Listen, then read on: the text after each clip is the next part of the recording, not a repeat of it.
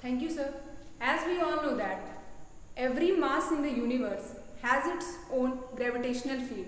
Similarly, every charge has its own field, which is known as electric field.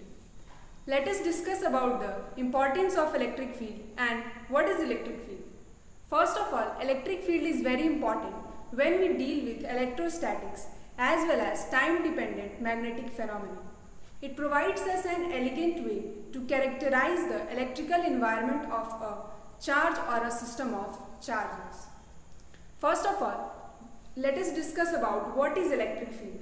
Electric field is a region around a charge in which other charge experience a force of attraction or repulsion. As we all know that like charges repel each other, whereas unlike charges attract each other. Here the question occurs, why this attraction or repulsion between the charges take place? The interaction between two charges is a two-step process.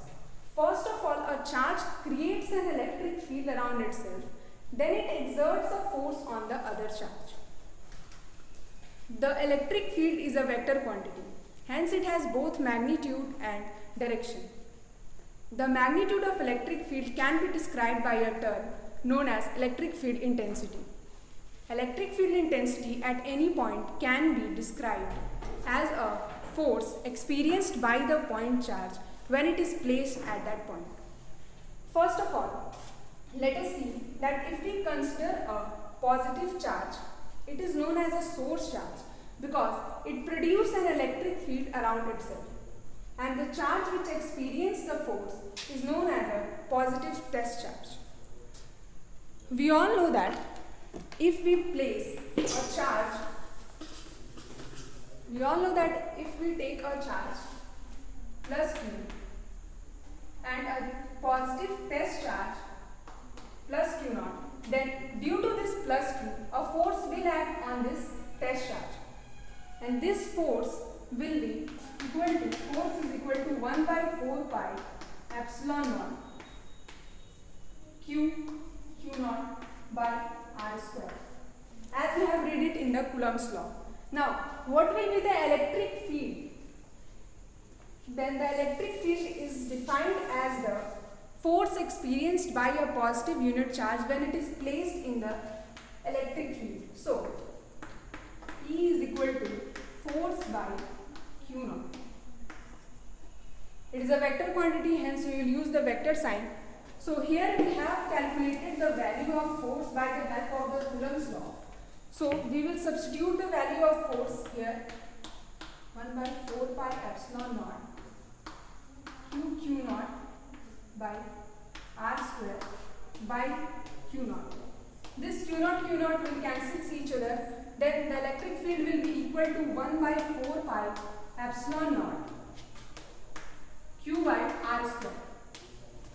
Now the question arises, on what factors does the magnitude of electric field depends?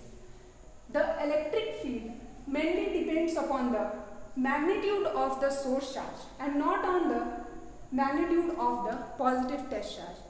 And it also depends upon the distance of the Q naught from the source charge. It also follows the inverse square law. From formula, we are seeing here that E is inversely proportional to R square because here Q is constant and this term is also constant. So it also follows the inverse square law just as the gravitation. The graph of the electric field and radius is like this. It shows that it follows the inverse square law. Now we will discuss about the extension of electric field. We all know that theoretically electric field extends up to infinity. But as the distance between the source charge and the test charge increases, the intensity of the electric field decreases. Hence, it is clear that electric field depends upon the radius or the distance of separation between the source charge and the test charge. Its SI unit is Coulomb per meter. Now, we also know that electric field lines are used to represent the electric field intensity.